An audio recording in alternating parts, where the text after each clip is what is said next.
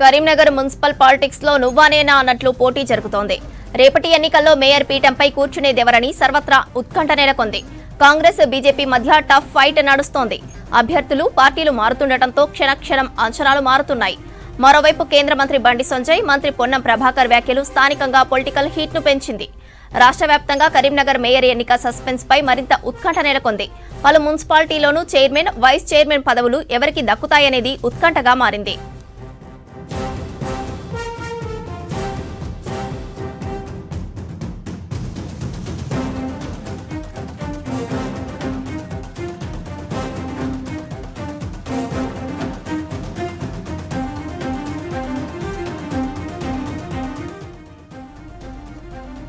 Karimnagar municipal politics లో నువ్వానేనా అన్నట్లు పోటీ జరుగుతోంది. రేపటి ఎన్నికల్లో మేయర్ పీఠంపై కూర్చునేదెవరని సర్వత్రా ఉత్కంఠ నెలకొంది. కాంగ్రెస్ బీజేపీ మధ్య టఫ్ ఫైట్ నడుస్తోంది. అభ్యర్థులు పార్టీలు మారుతుండటంతో క్షణక్షణం అంచనాలు మారుతున్నాయి. మరోవైపు కేంద్ర మంత్రి బండి సంజయ్, మంత్రి పొన్నం ప్రభాకర్ వ్యాఖ్యలు స్థానికంగా పొలిటికల్ హీట్ ను పెంచింది. రాష్ట్ర వ్యాప్తంగా కరీంనగర్ మేయర్ ఎన్నిక సస్పెన్స్ పై మరింత ఉత్కంఠ నెలకొంది. పలు మున్సిపాలిటీలోనూ చైర్మన్, వైస్ చైర్మన్ పదవులు ఎవరికి దక్కుతాయనేది ఉత్కంఠగా మారింది.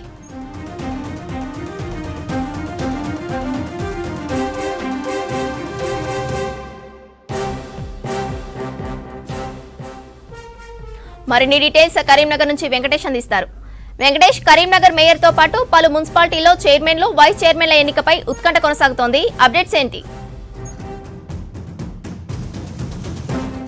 కరీంనగర్ మున్సిపల్ కార్పొరేషన్ తో పాటు మిగతా హంగ్ ఎక్కడైతే ఏర్పడిందో అన్ని మున్సిపాలిటీలో కూడా ఒక ఉత్కంఠ వాతావరణం అయితే కనిపిస్తుంది. రేపు ఉదయం 10 గంటలకు కరీంనగర్ మేయర్తో పాటు మిగతా అన్ని మున్సిపాలిటీలో కూడా చైర్పర్సన్ల ఎంపిక జరగబోతుంది. అయితే ముందుగా కరీంనగర్ నుంచి మాట్లాడుకుంటే, కరీంనగర్ పాలిటిక్స్ మొన్న ఫలితాలు వచ్చిన సాయంత్రం నుంచి కూడా రోజు రోజుకు క్షణక్షణానికి కూడా ఉత్కంఠగా మారుతూ ఉన్నాయి. మొత్తం 66 డివిజన్లున్న కరీంనగర్ మున్సిపల్ కార్పొరేషన్లో 30 మంది డివిజన్ కార్పొరేటర్లను బీజేపీ గెలుచుకుంది అఫీషియల్గా. తర్వాత బీఆర్ఎస్కి వచ్చేసరికి 9 మంది, కాంగ్రెస్ 14 మంది, MIM 3, All India Forward Bloc 2, independent 8 మంది గెలిచారు. ఇది అఫీషియల్గా ఓట్ల ద్వారా గెలిచిన సంఖ్య. కానీ మనకు మేయర్ స్థానాన్ని దక్కించుకోవాలంటే ఈ 66 డివిజన్లతో పాటు ఈ పరిధిలో వచ్చే ఎక్సాఫిషియో మెంబర్ల ఓట్లను కూడా కలుపుకున్న తర్వాత ఒక మ్యాజిక్ ఫిగర్ని మనకు నిర్ధారిస్తారు. అందులో భాగంగా 3 ఎక్సాఫిషియో మెంబర్లు ఉన్నారు. అందులో ఒకటి స్థానిక ఎమ్మెల్యే గంగుల కమలాకర్ అయితే, ఇంకోటి స్థానిక ఎంపీ కేంద్ర మంత్రి బండి సంజయ్ ఒకరు, తర్వాత మానకొండూరు ఎమ్మెల్యే కవ్వంపల్లి సత్యనారాయణ కూడా ఉన్నారు. ఆయన మానకొండూరు కాన్స్టిట్యున్సీ అయినప్పటికీ కూడా ఆయన కాన్స్టిట్యున్సీలోని 2 డివిజన్లు కరీంనగర్ మున్సిపల్ కార్పొరేషన్లో ఉన్నాయి కాబట్టి ఆయనకు కూడా ఇక్కడ ఎక్సాఫిషియో మెంబర్గా ఓటు హక్కు ఉంటుంది. మొత్తం 69 ఓట్లలో మనకు సగం కంటే ఒకటి ఎక్కువ రావాలి కాబట్టి 70 వేసుకుంటే 70లో సగం 35 మంది మద్దతు ఎవరికి ఉంటుందో వాళ్ళు రేపు మేయర్ అవుతారు. కానీ ఈ 35 మంది మద్దతు ఏ పార్టీ కూడా ఇండిపెండెంట్గా రాలేదు. కేవలం బీజేపీ అతిపెద్ద పార్టీగా నిలిచి 30 వార్డు సభ్యుల స్థానాలతోటి అక్కడ ఆగిపోయింది. ఎక్సెప్షన్ మెంబర్గా ఉన్న బండి సంజయ్ ఓటు కూడా కలిపితే వాళ్ళకు 31 దగ్గర బలం ఆగిపోయింది. కాబట్టి దీంతో క్యాంపు రాజకీయాలు, తర్వాత ఒక పార్టీ నుంచి లేకుండా ఇండిపెండెంట్ గాలం వేసే కార్యక్రమాలు మొన్నటి నుంచి మొదలైనవి. అందులో భాగంగా బీజేపీ కొంత ముందడుగేసి ఒక 3 ఇండిపెండెంట్లను, ఒక ఆల్ ఇండియా ఫార్వర్డ్ బ్లాక్ అభ్యర్థిని తమ పార్టీలో చేర్చుకోగలిగారు. కానీ చేర్చుకున్న తర్వాత మనం ఇంతకుముందు చెప్పిన మ్యాజిక్ ఫిగర్కు బీజేపీ రీచ్ అయినట్టు అయింది, 35 చేరింది. ఆ తర్వాత బీజేపీ తన 30 మంది అభ్యర్థులతో పాటు 3 ఇండిపెండెంట్లను, తర్వాత ఈ ఆల్ ఇండియా ఫార్వర్డ్ బ్లాక్ అభ్యర్థి ఎవరైతే ఉన్నారో సాయి జ్యోతి వాళ్ళ మామయ్యని తీసుకొని క్యాంపుకు వెళ్ళిపోయారు. కానీ ఇక్కడే సాయి జ్యోతి కరీంనగర్లో ఉండిపోవడంతో ఇప్పుడు ఆమె ఓటు కాస్త ఈరోజు బీజేపీ శిబిరం నుంచి జారిపోయినట్లుగా మనం అర్థం చేసుకోవచ్చు. ఎందుకంటే ఉదయం చాలా ఉత్కంఠభరిత వాతావరణం మధ్య సాయి జ్యోతి ఒక్కసారిగా తన పిల్లలకు ఆరోగ్యం బాగాలేదనుచు ఇంటి నుంచి వెళ్ళిపోయారు. ఆ వెళ్ళిపోయిన క్రమంలోనే బీజేపీ కార్యకర్తలు వాళ్ళ ఇంటి దగ్గరకు వచ్చి తీవ్ర ఆందోళనకు దిగారు. ఎందుకంటే ఆమె బీజేపీలో చేరిన తర్వాత ఈరోజు ఆమె తన పిల్లల దగ్గరికి కాకుండా కాంగ్రెస్ శిబిరంలో చేరడానికి వెళ్తున్నారని చెప్పి వాళ్ళు ఆందోళన చేశారు. ఈ ఆందోళన నేపథ్యంలో ఆమె ఇక్కడ నుంచి కాంగ్రెస్ శిబిరంలోకి వెళ్ళినట్టుగానే ప్రచారం జరుగుతుంది. నిజంగా ఒకవేళ అది నిజమైతే కనుక ఇప్పుడు బీజేపీ మ్యాజిక్ ఫిగర్ కంటే మళ్ళీ -1లో పడిపోయింది. ఇప్పుడు ఈ బీజేపీ బలం ఇక్కడ పక్కన పెడితే బీజేపీయేతర కూటమి అంటే ఎవరెవరు అనుకోవచ్చు అంటే మనం Congress, BRS, MIM, All India Forward Bloc, తర్వాత ఇండిపెండెంట్లు వీళ్ళందరూ కలిపితే 35 మందికి చేరారు. ఇప్పుడు 34 ఇటు 35 అటు మొత్తం 69. మనం ఫస్ట్ చెప్పుకున్న లెక్క 69 సరిపోతుంది. మరి ఈ 35 మంది ఎవరెవరు ఉన్నారంటే దాదాపు మనం చెప్పినట్టుగా పరస్పర వైరుధ్య భావాలున్న బీఆర్ఎస్ కాంగ్రెస్ 2 పార్టీలు అయితే ఇంకొకటి ఆల్ ఇండియా ఫార్వర్డ్ బ్లాక్ ఒకటి, తర్వాత ఎంఐఎం ఒకటి, తర్వాత ఇండిపెండెంట్లు. ఎంఐఎం అనేది కాంగ్రెస్ పార్టీకి ఫ్రెండ్లీ పార్టీగా ఉంది కాబట్టి అది కాంగ్రెస్ పార్టీ పంచన చేరే అవకాశం ఉంది. ఇక మిగతా పోతే ఇండిపెండెంట్లు, అందులో 8 మంది గెలిస్తే 3 బీజేపీ శిబిరంలోకి చేరిపోయారు కాబట్టి ఇంకొక 5 ఉన్నారు. ఆ 5 ఇక్కడ ఉన్నారు. తర్వాత ఆల్ ఇండియా ఫార్వర్డ్ బ్లాక్ నుంచి 2 గెలిస్తే ఒకరు మొన్న బీజేపీలో చేరారు, ఈరోజు మధ్యలో ఇంటి నుంచి వెళ్ళిపోయారు. కాబట్టి ఆల్ ఇండియా ఫార్వర్డ్ బ్లాక్ కూడా ఇటు కాంగ్రెస్ శిబిరానికి కనుక చేరినట్టయితే కాంగ్రెస్ శిబిరం మొత్తం బీఆర్ఎస్తో కలిపి మొత్తం 35కు చేరింది. ఇది బీజేపీయేతర కూటమి అనుకోవచ్చు. మరి ఈ కూటమి ఏం చేస్తుందంటే బీజేపీకి రేపు మేయర్ పదవి రావద్దు అనే కోణంలో తీవ్ర ప్రయత్నాలు చేస్తున్నారు. ఇదే అంశాన్ని ఉదయం వేములవాడలో జరిగిన ప్రెస్ మీట్లో పొన్నం ప్రభాకర్ స్పష్టంగా చెప్పారు. బీజేపీ తనకున్న బలం 30 మాత్రమే అయినా కూడా తాను మేయర్ను చేస్తానంటూ బండి సంజయ్ ప్రకటించడం ఏంటి అని చెప్పి ఆయన ప్రశ్నించారు. అంతేకాదు బండి సంజయ్ ఎలాగైతే ఇండిపెండెంట్లను తన పార్టీలో చేర్చుకొని మేయర్ స్థానాన్ని కైవసం చేసుకొని ప్రయత్నాలు చేస్తున్నాడో మేము కూడా అలాంటి ప్రయత్నమే చేస్తామని చెప్పి ఆయన చెప్పారు. కాకపోతే ఇక్కడ కాంగ్రెస్ బీఆర్ఎస్ తోటి కలవాల్సి కనుక వస్తే ఇది రేపు భవిష్యత్తులో వాళ్ళకు ప్రాబ్లం అయ్యే అవకాశం ఉంటుంది. ఎందుకంటే ఇప్పటికే కాంగ్రెస్ బీఆర్ఎస్ ఒకటేనని చెప్పి బీజేపీ ప్రచారం చేస్తుంది. అది నిజం చేసే దిశగా దీన్ని అడుగులేసినట్టు అవుతుంది. కాబట్టి వీళ్ళిద్దరూ కాకుండా కాంగ్రెస్కు బీఆర్ఎస్కు కాకుండా మధ్యలో గెలిచిన ఇండిపెండెంట్లో ఒక బలమైన క్యాండిడేట్కు మేయర్ పదవి కట్టబెడితే ఎట్లా ఉంటుందనే కోణంలో ఇక్కడ ఈక్వేషన్స్ జరుగుతూ ఉన్నాయి. అందులో భాగంగానే ఒక ఇండిపెండెంట్ అభ్యర్థి ఆధ్వర్యంలో రేపు మేయర్గా చేసేందుకు బీజేపీయేతర కూటమి ప్రయత్నాలు చేస్తూ ఉంది. మరొక వైపు బీజేపీ తన చేతికి వచ్చిన మేజిక్ ఫిగర్లో ఒకటి తగ్గిందని తెలిసి వాళ్ళు కూడా ఇంటర్నల్గా మరొక ప్రయత్నం, అంటే ఎక్కడైతే బీజేపీయేతర కూటమిలో కాంగ్రెస్ వైపు కానీ బీఆర్ఎస్ వైపు కానీ ఇండిపెండెంట్గా కానీ ఉన్న కొందరిని తమ వైపు ఆకర్షించేందుకు బండి సంజయ్ కూడా తన తెర వెనుక ప్రయత్నాలు చేస్తూ ఉన్నారు. ఇప్పుడు ఎవరు ఎటున్నారు అనేది మనకు తెలియడం లేదు. కప్పల తక్కెడగా మారిన కరీంనగర్ కార్పొరేషన్ పరిస్థితి రేపు ఎట్లా ఉంటుందనేది తీవ్ర ఉత్కంఠ రేపుతా ఉంది. ఎందుకంటే కరీంనగర్ కార్పొరేషన్ అనేది ఇప్పటివరకు బీజేపీ కొన్ని మున్సిపాలిటీల్లో గతంలో నిర్మల్ లాంటి మున్సిపాలిటీలో మేయర్ పదవి చేసింది, కానీ కార్పొరేషన్లో ఎక్కడ కూడా మనకు మున్సిపాలిటీలలో చైర్పర్సన్ పదవి చేసింది, కానీ కార్పొరేషన్లో ఇప్పటివరకు కూడా మేయర్ పదవిని దక్కించుకోలేదు. అట్లాంటిది ఒక్కసారి అందివచ్చిన కరీంనగర్ కార్పొరేషన్ను ఎట్లాగైనా చేజిక్కించుకోవాలని బీజేపీ ప్రయత్నాలు చేస్తూ ఉంటే ఇది బీజేపీకి దక్కకుండా చూడాలని చెప్పి కాంగ్రెస్ చూస్తూ ఉంది. ఇదొక అంశం. తర్వాత ఇంకొకటి టెన్షన్ క్రియేట్ చేస్తున్నది ఏంటంటే జగిత్యాలలో మనకు కాంగ్రెస్లోనే 2 కూటములు ఏర్పడ్డాయి. ఒకటి ఎమ్మెల్యే సంజయ్ వర్గం అయితే ఇంకోటి ఎమ్మెల్సీ జీవన్ రెడ్డి వర్గం. వాళ్ళు ఎవరికి వారే వాళ్ళ అభ్యర్థులను గెలిపించుకున్న తర్వాత శిబిరాలకు వెళ్ళిపోయారు. ఈరోజు ఉదయం హైదరాబాద్లో నాటకీయ పరిణామాలు జరిగినాయి. సంజయ్ వర్గము సీఎం రేవంత్ రెడ్డి కలిస్తే జీవన్ రెడ్డి అక్కడి నుంచి వెళ్ళి బట్టి విక్రమార్కకు తన అనుచరులతో, అంటే తన మద్దతుదారులుగా గెలిచిన కౌన్సిలర్తో కలిపి అక్కడ బట్టి విక్రమార్కను కలిశారు. ఈ నేపథ్యంలోనే అక్కడ ఒక సయోధ్య కుదిరినట్టుగా కూడా మనకు అర్థమవుతుంది. ఎందుకంటే ఆ సయోధ్యలో ఒక వర్గానికి చైర్మన్, ఇంకొక వర్గానికి వైస్ చైర్మన్ ఇచ్చే విధంగా అవగాహన కుదిరినట్టు తెలుస్తుంది. ఇక మెట్పల్లిలో కూడా హంగ్ పరిస్థితి ఉంది. అక్కడ కూడా చైర్పర్సన్ ఎవరవుతారన్నది ఇప్పటివరకు కూడా ఒక కొలిక్కి రాలేదు. దీనిలో కూడా ఇంటర్నల్ పాలిటిక్స్, క్యాంపు పాలిటిక్స్ జరుగుతూ ఉన్నాయి. మెట్పల్లిలో 26 కౌన్సిల్ స్థానాలు ఉన్నాయి. అందులో బీజేపీ అతిపెద్ద పార్టీగా 10 మంది గెలిచారు. తర్వాత కాంగ్రెస్ 6, టీఆర్ఎస్ 6, ఇండిపెండెంట్ 4 గెలిచారు. ఇక్కడ 26లో అక్కడ ఎమ్మెల్యే సంజయ్ కుమార్, అంటే కొరుట్ల ఎమ్మెల్యే కూడా పేరు సంజయ్ కుమార్, ఆయన ఎక్సెప్షన్ మెంబర్తో కలిపితే 27 అవుతుంది. అందులో 14 మంది మద్దతు ఉన్న వాళ్ళు మాత్రమే అక్కడ చైర్పర్సన్ అయ్యే అవకాశం ఉంది. మరి ఆ 14 మందిలో బీజేపీకి 10 ఉన్నాయి, ఇంకొక 4 కావాలి. ఆ 4 ఇండిపెండెంట్ నుంచి తీసుకుందామంటే ఇండిపెండెంట్లు కొంతమంది కాంగ్రెస్లోకి టచ్లోకి వెళ్ళారు. కాబట్టి ఇక్కడ కూడా బీజేపీ కొంత డైలమాలో పడింది. అక్కడ కూడా బీజేపీ ప్రయత్నాలు కాంగ్రెస్ బీఆర్ఎస్ ఇండిపెండెంట్ల ప్రయత్నాలు ఇండిపెండెంట్లో జరుగుతున్నాయి. సేమ్ కరీంనగర్ ఫార్ములాలోనే మెట్పల్లిలో కూడా అప్లై చేస్తారేమో అని చెప్పి ఒక ప్రచారం జరుగుతుంది.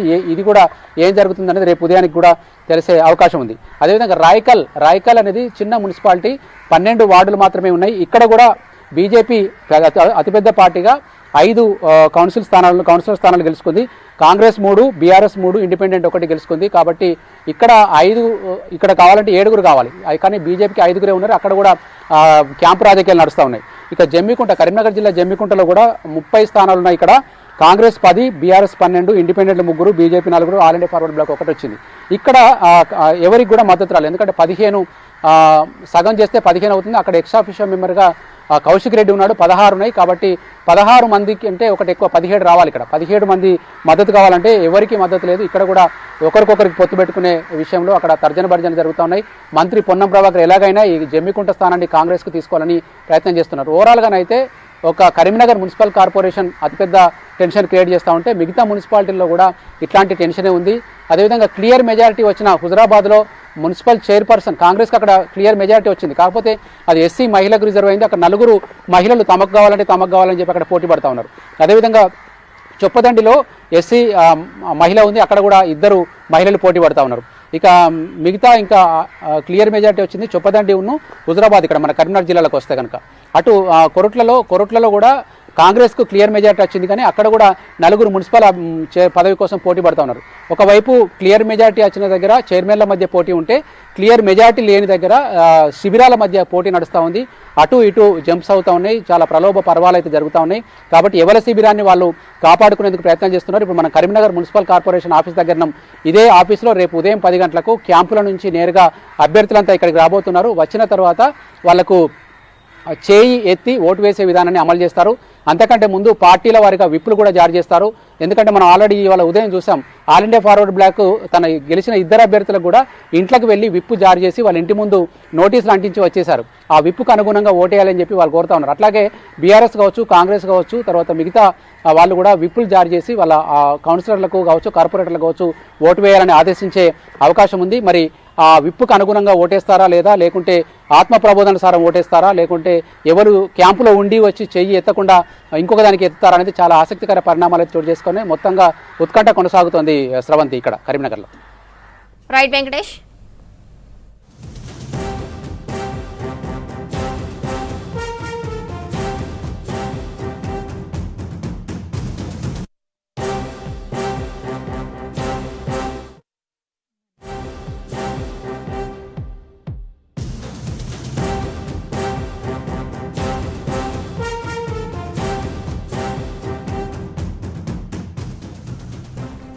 నిజామాబాద్ మున్సిపల్ కార్పొరేషన్లో రేపు ఉదయం 11 గంటలకు కౌన్సిల్ హాల్లో మేయర్, డిప్యూటీ మేయర్ ఎన్నికలు జరగనున్నాయి.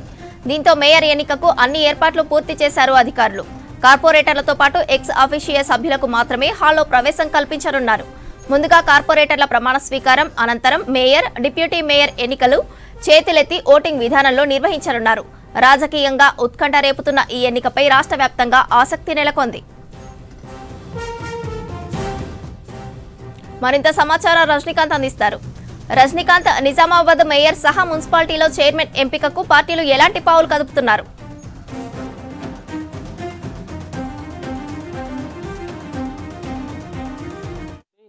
రాష్ట్ర వ్యాప్తంగా చర్చనీయాంశంగా మారిన నిజామాబాద్ కార్పొరేషన్ మేయర్ పదవిపై ఇంకా ఉత్కంఠ కొనసాగుతుంది. గంటకి సమీకరణాలు మారుతున్నాయి. ఈరోజు మధ్యాహ్నం వరకు కూడా ఎంఐఎం, కాంగ్రెస్ కలిసి నిజామాబాద్ మేయర్ పీఠాన్ని దక్కించుకుంటున్నటువంటి వార్తలు చాలా బలంగా వినిపించాయి. కానీ తాజాగా ఎంఐఎం తీరుపై కొంత కాంగ్రెస్ కూడా నమ్మకం లేదన్నట్టుగా కాంగ్రెస్ నేతల నుంచి వస్తున్నటువంటి సమాచారం. ప్రధానంగా ఎంఐఎం బోధనలోనూ కాంగ్రెస్ పార్టీకి 2 సీట్లు తక్కువ అవుతున్నాయి. సో అక్కడ ఎంఐఎంకు సీట్లు ఉన్నాయి కాబట్టి అక్కడ చైర్మన్ పదవి ఇస్తే నిజామాబాద్లో మేయర్ పదవికి మద్దతు ఇస్తామని షరతు పెట్టినట్టుగా తెలుస్తుంది. ఈ క్రమంలో కొంత ఇద్దరి మధ్య మైత్రి, అంటే కాంగ్రెస్ ఎంఐఎం కలియడం, ఆ 2 పార్టీలు కలిసి మేయర్ పీఠం అట్లాగే బోధన్ మున్సిపల్ చైర్మన్ పీఠం దక్కించుకునే క్రమంలో కొంత ఆలస్యం అవుతున్నట్టుగా తెలుస్తుంది. చర్చలు ఇంకా పూర్తి స్థాయిలో సఫలం కాలేదన్నట్టుగా వార్తలు వస్తున్నాయి. ప్రధానంగా నిజామాబాద్ కార్పొరేషన్లో పోలింగ్ రోజు పెద్ద ఎత్తున గొడవ జరిగింది. ఆ క్రమంలో కాంగ్రెస్ ఎంఐఎం కార్యకర్తలు కొట్టుకున్నారు, తలలు పగిలేలాగా దాడులు చేసుకున్నారు. సో ఈ క్రమంలో ఎంఐఎం కూడా ప్రస్తుతం క్యాంపు నిర్వహిస్తుంది. ఈ క్రమంలో క్యాంపులో ఉన్నటువంటి 3 ఎంఐఎం కార్పొరేటర్లు, కొత్తగా గెలిచినటువంటి కార్పొరేటర్లు క్యాంపు నుంచి జంప్ అయినట్లుగా సమాచారం అందుతుంది. తమ తలలు పగలగొట్టినటువంటి కాంగ్రెస్తో చేతులు కలిపేది లేదంటూ కొంత ఎంఐఎం నేతలు మొండికేస్తున్నట్టుగా తెలుస్తుంది. అయితే ఎంఐఎం అధినేతలు వారికి నచ్చజెప్పే ప్రయత్నం చేస్తున్నట్టుగా కూడా సమాచారం అందుతుంది. దీంతో గంటకి ఈక్వేషన్స్ మారుతున్నటువంటి క్రమంలో నిజామాబాద్ మేయర్ పీఠ మధ్యాహ్నం వరకు కూడా కాంగ్రెస్ ఎంఐఎం దక్కించుకుంటున్నట్టుగా వార్తలు వచ్చాయి. కానీ కొంత ఆలస్యం అవుతున్నట్టుగా, చర్చలు ఇంకా పూర్తి స్థాయిలో సఫలం కాలేదన్నట్టుగా కూడా మరో వార్తలు వస్తున్నాయి. ప్రధానంగా నిజామాబాద్ కార్పొరేషన్లో 60 డివిజన్లకు గాను బీజేపీ 28 డివిజన్లు గెలుచుకుని అతిపెద్ద పార్టీగా అవతరించినా కూడా 33 మ్యాజిక్ ఫిగర్ని చేరుకోలేకపోయింది. 33 ఓట్లు అవసరం ఉంటాయి, మ్యాజిక్ ఫిగర్ని సంఖ్యని చేరుకోలేకపోయింది. ముగ్గురు ఎక్స్ ఆఫీషియో ఉన్నా కూడా ఆ సంఖ్య 31 దగ్గరే నిలిచిపోయింది. అంటే 2 ఓట్ల దూరంలో బీజేపీ దూరంగా ఉంది. మరోపక్క నిన్న ఎంపీ అరవింద్ మాట్లాడుతూ తమకు పూర్తి స్థాయి మెజార్టీ రాలేదు, తాము ప్రతిపక్షంలోనే కూర్చుంటామని చెప్పారు. సో ఈ క్రమంలో కాంగ్రెస్ 17 స్థానాలు దక్కించుకున్న కాంగ్రెస్, 14 స్థానాలు దక్కించుకున్న ఎంఐఎం ఒక ఇండిపెండెంట్ కలిసి మేయర్ పీఠాన్ని దక్కించుకుంటారు, పాలకవర్గంగా ఏర్పడతారని చర్చ జరిగింది. మధ్యాహ్నం వరకు కూడా ఇదే చర్చ జరిగింది. కానీ మధ్యాహ్నం తర్వాత కొంత ఎంఐఎం కొన్ని షరతులు విధించినట్టుగా తెలుస్తుంది. ఈ క్రమంలో చర్చలు ఇంకా పూర్తి స్థాయిలో సఫలం కాలేదన్నట్టుగా కూడా వార్తలు వస్తున్నాయి. సో ఈ నేపథ్యంలో మరింత ఉత్కంఠ రేపుతుంది. తెల్లవారితే రేపు ఉదయం 11 గంటలకు మేయర్ ముందుగా సభ్యుల ప్రమాణ స్వీకారం ఉంది, కార్పొరేటర్ల ప్రమాణ స్వీకారం ఉంది. ఆ తర్వాత 12 గంటల ప్రాంతంలో మేయర్, డిప్యూటీ మేయర్ ఎన్నిక చేతులెత్తి ఎంపిక చేసేటువంటి విధానాన్ని అనుసరిస్తున్నారు. సో ఈ క్రమంలో ప్రస్తుతం బీజేపీ, కాంగ్రెస్ అట్లాగే ఎంఐఎం మూడు పార్టీలు కూడా క్యాంపుల్ని గెలిచినటువంటి అభ్యర్థులు క్యాంపుకు తరలించాయి. బీఆర్ఎస్ నుంచి గెలిచినటువంటి ఒకే ఒక అభ్యర్థి ప్రస్తుతం కాంగ్రెస్ క్యాంపులో ఉన్నారు. సో కాంగ్రెస్ బలం 17 ప్లస్ బీఆర్ఎస్ 1 18కి చేరింది. ఎంఐఎం మద్దతుతో గట్టెక్కించినటువంటి ఆలోచనలో కాంగ్రెస్ పార్టీ ఉంది. కానీ ఎంఐఎం షరతులు విధించడంతో కొంత ఆలస్యం అవుతున్నట్టుగా తెలుస్తుంది. రేపు నేరుగా ఈ 3 పార్టీకి సంబంధించినటువంటి కార్పొరేటర్లు, ఈ 60 మంది కార్పొరేటర్లు నేరుగా నిజామాబాద్ మున్సిపల్ కార్పొరేషన్కి వస్తారు. అయితే అక్కడ ఏదైనా ట్విస్ట్ జరిగితే తప్పితే బీజేపీకి ప్రస్తుతం అవకాశం లేదు. కానీ బీజేపీకి పూర్తి స్థాయి అత్యధిక సీట్లు రావడంతో చాలా కామ్గా ఉన్నారు. కొంత ఈ మౌనం వెనుక కూడా ఏదో అంతరార్థం దాగిందనేటువంటి విషయాన్ని చాలా మంది బయట చర్చిస్తున్నారు. ఇన్ని సీట్లు వచ్చినా కూడా బీజేపీ ఎందుకు కామ్గా ఉంది, ఎందుకు వదిలేస్తామని చెప్తుంది అనేటువంటి చర్చ కూడా అన్ని పార్టీల్లోనూ జరుగుతుంది. సో చూడాలి రేపు ఉదయం వరకు ఏం జరుగుతుంది అనేటువంటి ఉత్కంఠ నెలకొంది. ఇక కామారెడ్డికి సంబంధించి కామారెడ్డి పీఠం కూడా కాంగ్రెస్కు అత్యధిక స్థానాలు వచ్చినా కానీ ఇంకా 6 ఓట్లు తక్కువగా ఉన్నాయి, 6 సీట్లు తక్కువగా ఉన్నాయి. ఈ క్రమంలో అక్కడ ముగ్గురు స్వతంత్రంగా ఇండిపెండెంట్ అభ్యర్థులు గెలిచినటువంటి ముగ్గురు కూడా కాంగ్రెస్లో చేరడంతో ప్రస్తుతం సంఖ్య 22కు చేరింది. కాంగ్రెస్ 19, ముగ్గురు ఇండిపెండెంట్ కలిసి 22 అయింది. కానీ మరో 3 స్థానాలు అవసరం ఉంది.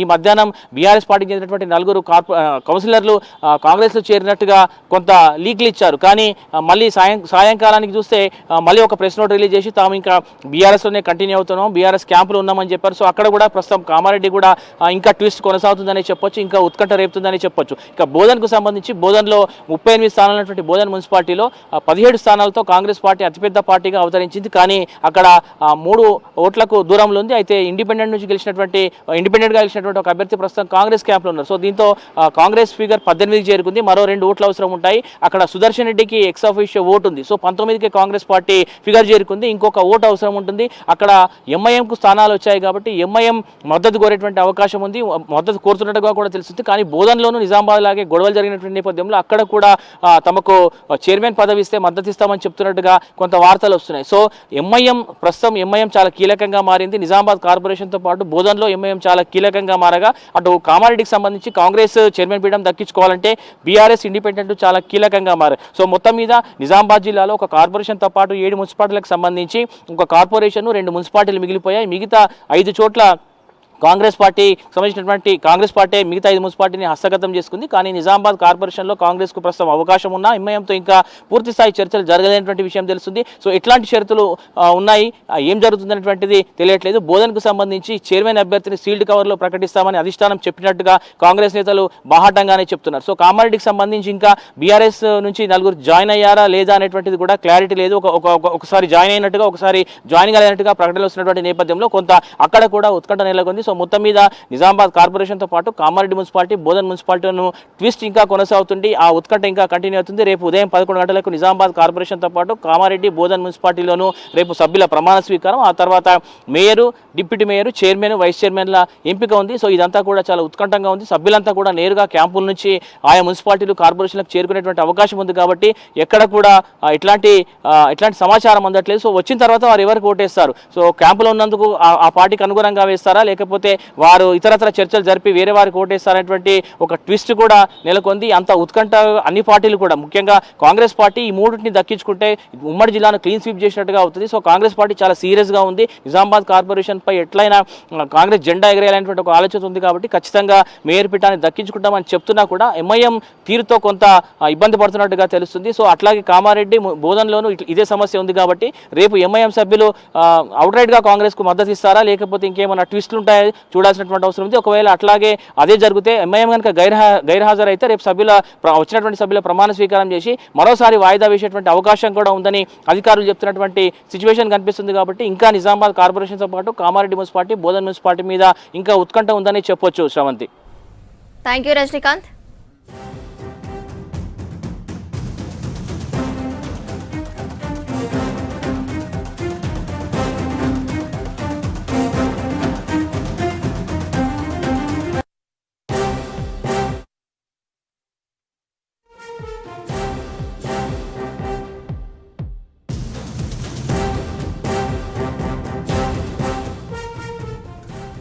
ఉమ్మడి మెదక్ జిల్లాలో మున్సిపల్ ఎన్నికల ఫలితాలు ఉత్కంఠ నెలకొంది. రేపు జరగబోయే మున్సిపల్ చైర్మన్, వైస్ చైర్మన్ల ఎన్నికలో ఏ పార్టీ మున్సిపల్ పీఠాన్ని దక్కించుకుంటుందనేది ఆసక్తికరంగా మారింది. ఉమ్మడి మెదక్ జిల్లాలో 6 చోట్ల కాంగ్రెస్, 6 చోట్ల బీఆర్ఎస్ పార్టీలు పూర్తి మెజార్టీ సాధించాయి. మిగిలిన 7 మున్సిపాలిటీలో ఏ పార్టీకి పూర్తి మెజార్టీ రాకపోవడంతో హంగు ఏర్పడింది. మెజార్టీ ఉన్న స్థానాల్లో చైర్పర్సన్, వైస్ చైర్పర్సన్ పదవుల కోసం పార్టీలు పావులు కుదుపుతున్నాయి. కొన్ని చోట్ల బీజేపీ, మరికొన్ని చోట్ల స్వతంత్రులు కీలకంగా మారారు. దీంతో 2 ప్రధాన పార్టీలు క్యాంపు రాజకీయాలకు తెరలేపాయి. కొత్తగా ఎన్నికైన కౌన్సిలర్లతో సీక్రెట్ బేరసారాలు చేస్తున్నారు. ఉమ్మడి మెదక్ జిల్లాలో మున్సిపల్ చైర్మన్, వైస్ చైర్మన్ పదవుల పోటీపై మరింత సమాచారం శ్రీధర్ అందిస్తారు. శ్రీధర్, స్థానికంగా పొలిటికల్ హీట్ ఏ విధంగా ఉంది?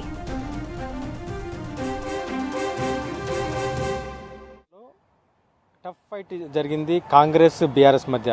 ఇటు ప్రచారం దగ్గర నుంచి మొదలు పెడితే ఎన్నిక సందర్భంగా కూడా పలు చోట్ల గొడవలు, ఉద్రిక్త వాతావరణ పరిస్థితులు. ఎన్నిక జరిగింది, కౌంటింగ్ రోజు కూడా ఉద్రిక్త పరిస్థితులు నెలకొన్నాయి. ప్రతి మున్సిపాలిటీలో కూడా కాంగ్రెస్ బీఆర్ఎస్ టఫ్ ఫైట్ అయితే కొనసాగింది.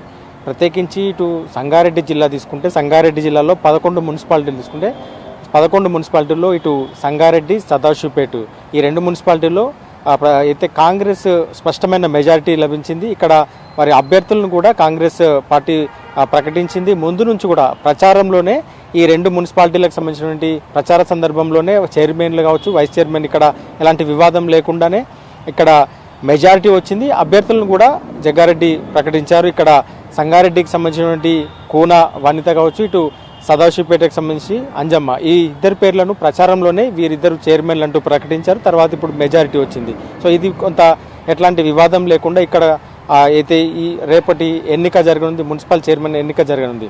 ఇక సంగారెడ్డి జిల్లాలోని 11 మున్సిపాలిటీ ఇవి 2 కాకుండా ఇటు కోహీర్లో మ్యాజిక్ ఫిగర్ 9 కాక 8 కాంగ్రెస్, అక్కడ 8 కాంగ్రెస్కి వచ్చినాయి. ఇంకొకటి ఎంఐఎం, ఇండిపెండెంట్ ఇద్దరు కూడా ఉన్నారు. సో వారిలో ఎవరు సపోర్ట్ చేస్తే కాంగ్రెస్ ఎవరినో ఒకరిని అయితే వారు మద్దతు ఇచ్చే అవకాశం ఉందని చెప్తున్నారు. అక్కడ కూడా కాంగ్రెస్ మున్సిపల్ చైర్మన్ స్థానాన్ని కైవసం చేసుకుంది. అది కూడా కొంత క్లారిటీ ఉంది. ఇక ఇంకొక నియోజకవర్గం నారాయణఖేడ్లో కూడా స్పష్టమైన మెజారిటీ వచ్చింది. 11 వార్డులను అక్కడ గెలుచుకొని అక్కడ నారాయణఖేడ్లో కాంగ్రెస్ కైవసం చేసుకుని అయితే కాంగ్రెస్ ముందు నుంచి కూడా అక్కడ కాంగ్రెస్ లీడ్లో ఉంది. అక్కడ ఎట్లాంటి వివాదం లేదు.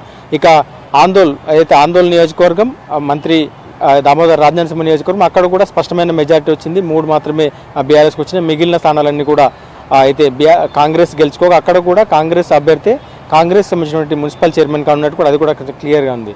ఇక అయితే ఇటు సిద్దిపేట జిల్లాలోని 4 మున్సిపాలిటీల్లో పొన్నం ప్రభాకర్ ప్రాతినిధ్యం వచ్చినట్టు హుస్నాబాద్లో కూడా ముందు నుంచి కాంగ్రెస్ అక్కడ లీడ్లో ఉంది. అక్కడే కాంగ్రెస్ మెజారిటీ స్థానాలు గెలుచుకుంది. అక్కడ కూడా కాంగ్రెస్ అభ్యర్థి కాంగ్రెస్ చెందినటువంటి మున్సిపల్ చైర్మన్ గారు ఉన్నారు. అది కూడా క్లియర్గానే ఉంది. ఇక మిగిలిన ప్రాంతాల్లోనే మాత్రమే అయితే నువ్వా నేనాను పోరు కొనసాగుతుంది, ఉత్కంఠ ఉంది. రేపు చైర్మన్ ఎవరు కాబోతున్నారని. సంగారెడ్డి జిల్లాలోని 11 జైరాబాద్లో కూడా 1 సీటు తేడాతో జైరాబాద్లో కాంగ్రెస్ బీఆర్ఎస్ మధ్య 1 సీటు తేడా ఉంది. అయితే స్వతంత్ర అభ్యర్థులు బీజేపీ, ఎంఐఎం అభ్యర్థులు ఇక్కడ కీలకంగా ఉన్నారు.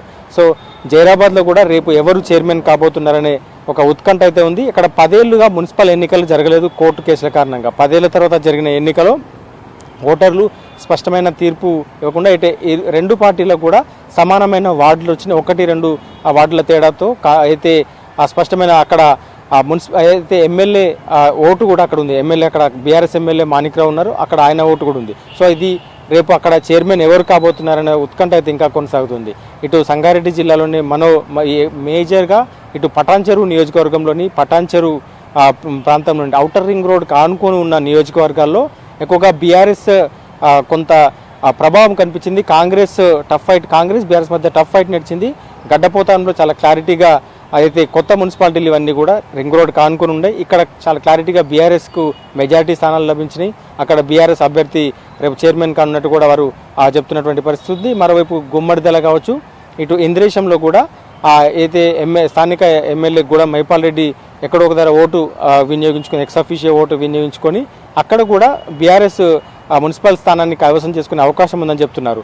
ప్రత్యేకించి మొత్తం ఉమ్మడి జిల్లాలోనే ఒక అయితే కాంగ్రెస్ ముందు నుంచి అక్కడ గెలుస్తుందని భావించిన ఇస్నాపూర్ మున్సిపాలిటీ కొత్త మున్సిపాలిటీ, ఇది కూడా ఔటర్ రింగ్ రోడ్ కానుకుంటుంది. ఇక్కడ కాంగ్రెస్ అన్ని సర్వేలు కూడా చెప్పినాయి కాంగ్రెస్ ఇక్కడ గెలుస్తుంది, ఇక్కడ మున్సిపల్ చైర్మన్ కాంగ్రెస్ అవుతారంటూ కూడా చెప్పుకున్న పరిస్థితి. కానీ అక్కడ టఫ్ ఫైట్ అయితే నడిచింది, కాంగ్రెస్ బీఆర్ఎస్ మధ్య అయితే టఫ్ ఫైట్ నడిచింది. సో ఇక్కడ ప్రత్యేకించి ఇటు నీలం మధు మెదక్ పార్లమెంటరీ ఇన్ఛార్జి నీలం మధు అక్కడ ఆయన భార్య నీలం కవితను పోటీలో ఉంచారు, ఆమె గెలిచింది. కానీ మెజారిటీ స్థానాలు బీఆర్ఎస్కి వచ్చినాయి. 4 ఇండిపెండెంట్ అక్కడ కీలకంగా ఉన్నారు, ఒక బీజేపీ అభ్యర్థి కీలకంగా ఉన్నారు. సో అక్కడ ఎవరు ఈ ఇండిపెండెంట్ అభ్యర్థులు ఎవరికి సపోర్ట్ చేస్తారు, ఆల్రెడీ క్యాంపుల్లో ఉన్నారు, అయితే బీఆర్ఎస్ క్యాంపులో 2 ఉన్నారని కూడా చెప్తున్నారు. సో వీరంతా ఎవరు సపోర్ట్ చేస్తే రేపు ఈ ఇస్నాపూర్ మున్సిపాలిటీలో వారు మున్సిపల్ చైర్మన్ కానున్నారు. ఇట్లా ఉమ్మడి మెదక్ జిల్లాలో ఎక్కువగా టెన్షన్ వాతావరణం నెలకొన్న మున్సిపాలిటీ కూడా ఇస్నాపూర్కి నిలిచింది. మరోవైపు ఇటు మెదక్ జిల్లాలో 4 మున్సిపాలిటీల్లో తూప్రాన్ గజ్వేల్ నియోజకవర్గంలో ఉంటుంది, కానీ తూప్రాన్లో కూడా స్పష్టమైన మెజారిటీ బీఆర్ఎస్కి వచ్చింది. సో అక్కడ కూడా మెజారిటీ స్థానం అయితే మెజారిటీ బీఆర్ఎస్కి రావడంతో అక్కడ అయితే బీఆర్ఎస్ నుంచి ఎవరిను అయితే చైర్మన్ చేయాలనే దానిపైన వారు ఇంకా పేర్లు బయటకు వస్తున్నాయి కానీ ఇంకా క్లారిటీ రాలేదు. మొత్తం బీఆర్ఎస్ అభ్యర్థి అక్కడ చైర్మన్గా ఉన్నారు.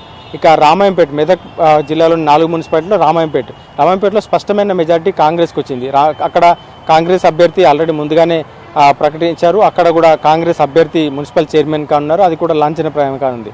ఇక మెదక్ మున్సిపాలిటీ కూడా మెదక్ జిల్లా కేంద్రం మెదక్ మున్సిపాలిటీలో కూడా 1-2 వార్డుల తేడాతో అక్కడ అయితే స్పష్టమైన మెజారిటీ రాక బీఆర్ఎస్ సంబంధించినటువంటి వార్డుల్లో ఒక వార్డు ఎక్కువ రావడము, ఇటు కాంగ్రెస్కి ఒక వార్డు తక్కువ రావడంతో అక్కడ బీఎస్పీ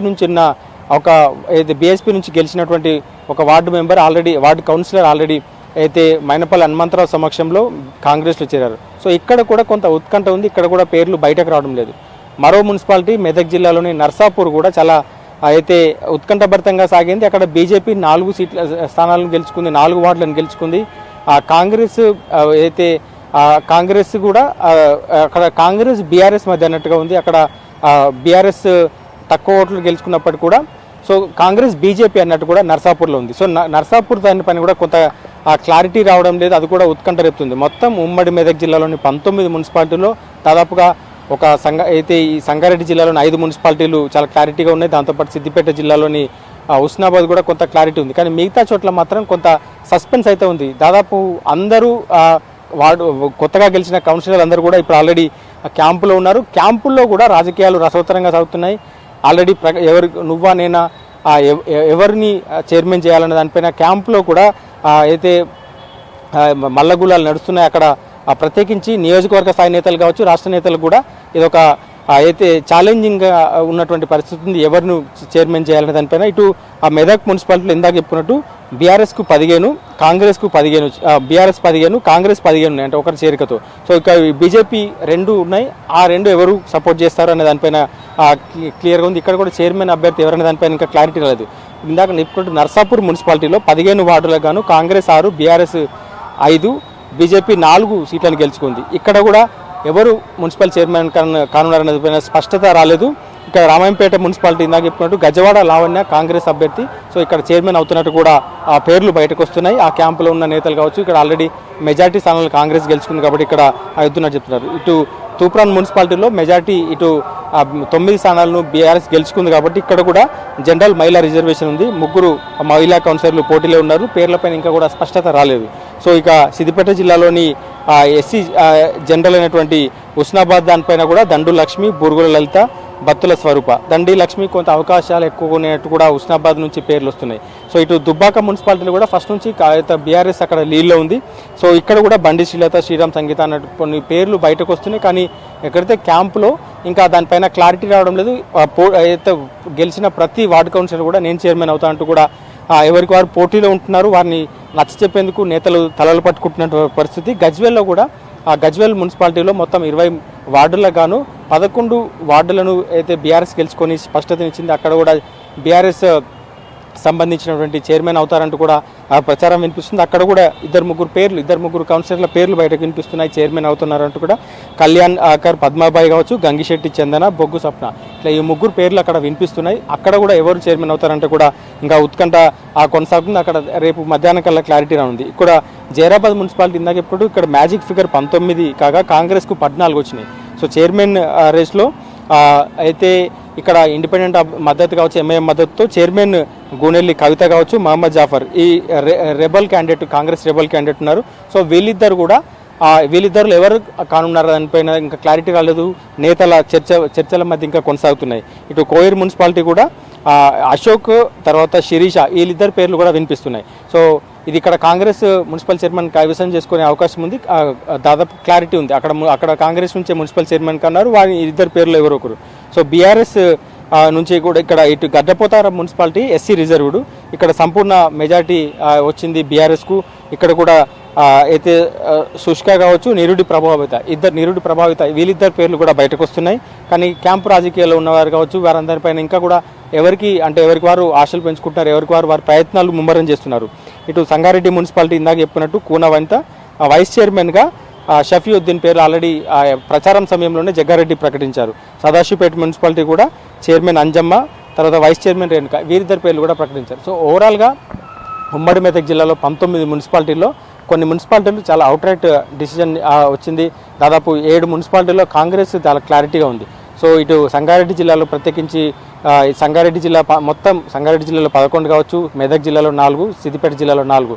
సో ఈ 19 వాటిల్లో మొత్తం కూడా కాంగ్రెస్కు మెజార్టీ స్థానాల్లో క్లారిటీ ఉంది. మెజార్టీ స్థానాల్లో అక్కడ కాంగ్రెస్ వార్డు సంఖ్యలో కూడా అయితే మెజార్టీ స్థానాలు గెలుచుకున్నారు. అక్కడ ఎవరు చైర్మన్ ఉన్నారంటూ కూడా ఆ నేతలు అయితే సమాలోచనలు చేస్తున్నారు. క్యాంపుల్లోనే ఉన్నారు అందరూ, కౌన్సిలర్లు అందరూ కూడా క్యాంపుల్లో ఉన్నారు. రేపు ఉదయం ఏ మున్సిపాలిటీకి బస్సుల్లో కావచ్చు అక్కడ వారికి తీసుకొచ్చి అక్కడ చైర్మన్ ఎన్నిక కోసం అయితే మున్సిపాలిటీలకు తీసుకురానున్నారు నేతలు. సో మొత్తం ఉమ్మడి మెదక్ జిల్లా వ్యాప్తంగా కూడా ఇరు పార్టీల నేతలు, కాంగ్రెస్ నుంచి కావచ్చు, ఇటు బీఆర్ఎస్ నుంచి 2 పార్టీల నేతలు కూడా, ముఖ్య నేతలందరూ కూడా పూర్తి అయితే రాజకీయ సమీకరణాలన్నీ చూస్తున్నారు.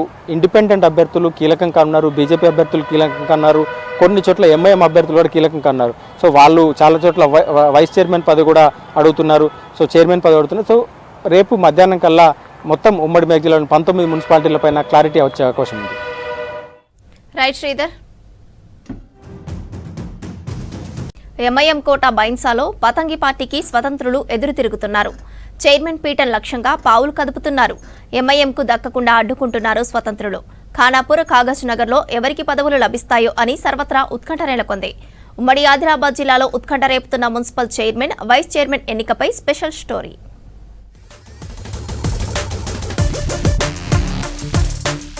ఉమ్మడి ఆదిలాబాద్ జిల్లాలో చైర్మన్ వైపు పదవుల కోసం పార్టీలు క్యాంపులు నిర్వహిస్తున్నాయి. గెలుపొందిన అభ్యర్థులను ప్రత్యర్థి పార్టీలకు దక్కకుండా పక్క రాష్ట్రాలకు తరలిస్తున్నారు నేతలు. బీజేపీ, కాంగ్రెస్, బీఆర్ఎస్ పార్టీలతో పాటు ఎంఐఎం స్వతంత్ర అభ్యర్థుల ఫోకస్ చైర్మన్, వైస్ చైర్మన్ పదవులపైనే ఉంది.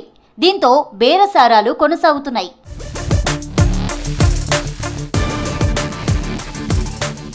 నిర్మల్ మున్సిపల్లో కాంగ్రెస్ మెజార్టీ సాధించింది. 24 వార్డుల్లో విజయం సాధించడంతో అప్పల కావ్యకు చైర్మన్ పదవి ఖాయమైంది. ఇక ఆదిలాబాద్ మున్సిపాలిటీలో 49 వార్డులున్నాయి. ఇందులో బీజేపీ 21, కాంగ్రెస్ 11, ఎంఐఎం 6, బీఆర్ఎస్ 6, స్వతంత్రులు 5 విజయం సాధించారు. అయితే బీజేపీ 21 సీట్లు సాధించిన మెజార్టీ మార్కుకు 5 సీట్ల దూరంలో నిలిచింది. పీఠం దక్కించుకోవాలంటే మరొక 5 కౌన్సిలర్ల మద్దతు కావాలి. అయితే ఎమ్మెల్యే పాయల్ శంకర్ కు ఎక్స్ అఫీషియో సభ్యునిగా ఓటు ఉంది. దీంతో మరో 3 సభ్యుల మద్దతు బీజేపీకి అవసరం ఉంది. ఇప్పటికే బీజేపీ అభ్యర్థులను క్యాంపుకు తరలించింది బీజేపీ. స్వతంత్రులతో చర్చలు చేస్తున్న బీజేపీకి పదవి దక్కకుండా కాంగ్రెస్ పార్టీ పావులు కదుపుతోంది. కాంగ్రెస్, బీఆర్ఎస్, ఎంఐఎం స్వతంత్రుల మద్దతుతో చైర్మన్ పీఠం దక్కించుకోవడానికి సంప్రదింపులు చేస్తోంది. వీరందరి సీట్లు కలిపి 28 సీట్లకు పెరుగుతుంది. దీంతో మెజార్టీ మార్కు కంటే 2 సీట్లు అదనంగా ఉంటాయి. దీంతో కాంగ్రెస్ చైర్మన్ పదవి దక్కుతుందని, ఆదిలాబాద్ మున్సిపల్ పీఠంపై కాంగ్రెస్ జెండా ఎగురవేస్తామంటున్నారు కాంగ్రెస్ నాయకులు. భైంసా మున్సిపాలిటీలో ఈసారి ఎంఐఎం 12 వార్డుల్లో మాత్రమే విజయం సాధించింది. స్వతంత్రులు 7, బీజేపీ నుంచి 6, కాంగ్రెస్ నుండి 1 గెలుపొందారు. మొత్తం 26 వార్డులున్నాయి. చైర్మన్ పీఠం దక్కాలంటే 14 సీట్లుండాలి. కానీ ఎంఐఎంకు మెజార్టీ రావాలంటే మరొక 2 కౌన్సిలర్లు కావాలి. కానీ ఇద్దరి మద్దతు లభించడం పతంగి పార్టీకి సవాల్గా మారింది. మరోవైపు స్వతంత్రులు ఎంఐఎంకు చైర్మన్ పదవి దక్కకుండా ఏకమవుతున్నారు. బీజేపీ మద్దతుతో చైర్మన్ సీటును చేజిక్కించుకుంటామంటున్నారు. స్వతంత్రులకు మద్దతు ఇవ్వడానికి బీజేపీ అంగీకరించింది.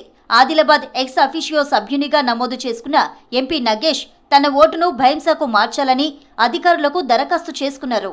ఎంపీ ఓటుతో భైంసాలో పొలిటికల్ సిచ్యువేషన్ మారనుంది.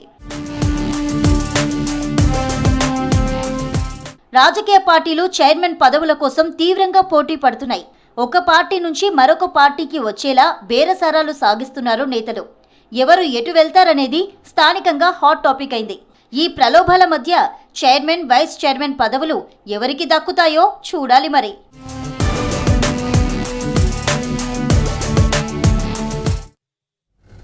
ఉమ్మడి Adilabad municipal chairman, vice chairman ఎన్నిక కోసం ప్రత్యర్థి పార్టీలు ఏకమవుతున్నాయి.